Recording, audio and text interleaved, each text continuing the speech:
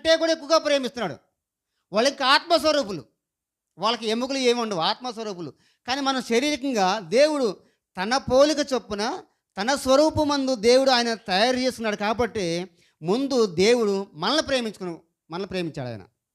అందుకు దేవుడు ప్రేమ కావాలి అనుకున్నాడు కాబట్టి ఆ ప్రేమకు ప్రతిరూపమే నువ్వు నేను.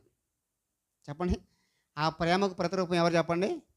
యూ అండ్ మీ, మనం. అందుకనే దేవుడు ప్రేమ కావాలని చెప్పి దేవుడు నిన్ను నన్ను తయారు చేశాడు. అది మొట్టమొదటి విషయం, చాలా ప్రాముఖ్యమైన విషయం. అందుకే దేవుడు ఆ ప్రేమమేడు. గాడ్ ఈజ్ లవ్ అంటాం, లవ్ ఈజ్ గాడ్.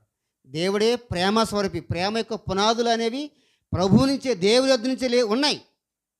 ప్రేమ లేకపోతే అది వ్యర్థం. ప్రేమ ఉండాలి. చాలామంది అనుకుంటారు ప్రేమ ఉండకూడదండి అనేసి. ప్రేమ ఉండాలి, తప్పనిసరిగా ఉండాలి. పుట్టినప్పుడు కానించి చనిపోయేంత వరకు ప్రేమ ఉండాలి. కానీ ఎప్పుడు ఉండాలి, ఎక్కడ ఉండాలి, ఎలా ఉండాలి తెలియాలి, అంతే. ఇంక అంతకంటే ఏం లేదు. సింపుల్. ప్రేమ ఉండాలి 100%.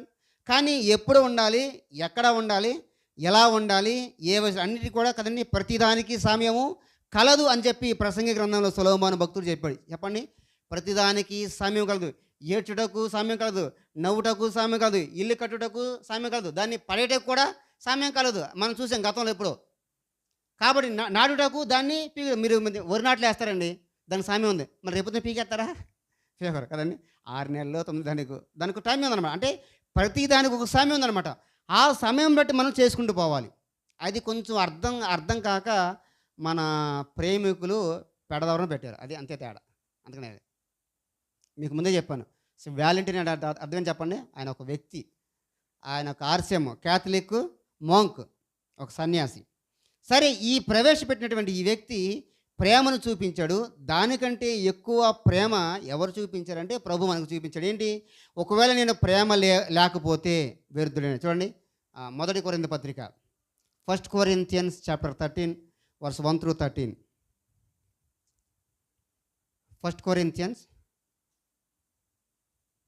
chapter 13 verse 1 to 13. 154 పేజీ, మొదటి కొరింథీ పత్రిక 13వ అధ్యాయము 1 నుంచి 13 వరకు. ఏం చెప్పాడు? ఒకవేళ నేను ప్రేమ లేకపోతే వ్యర్థుడనే అని మాట్లాడాడు కదండి. మనుషుల భాషలతోనేనను దేవదూతల భాషతోనేనను నేను మాట్లాడాను. ప్రేమ లేనివానైతే నేను మురోగడు కంచు గడగలాడు తాళమనే ఉందును. అది మొదటి విషయం. రెండోతులు ఏముంది? ప్రవచించు కృపావారం కలిగినను, మర్మములన్నీయు జ్ఞానమంతయు ఎరిగిన వాడినైనను, కొండలను పెగలించగల పరిపూర్ణ విశ్వాసం గలవాడినైనను ప్రేమ లేనివానైతే నేను వ్యర్థుడను. అది రెండో విషయం. మూడో వచనంలో, బీదల పోషణ కొరకు నా ఆస్తి అంతయు ఇచ్చినాను, కాల్చబడటకు నా శరీరము అప్పగించినాను. అబ్బా, ప్రేమ లేనివాడైతే నాకు ప్రయోజనం ఏమి? అబ్బా, ప్రేమ గురించి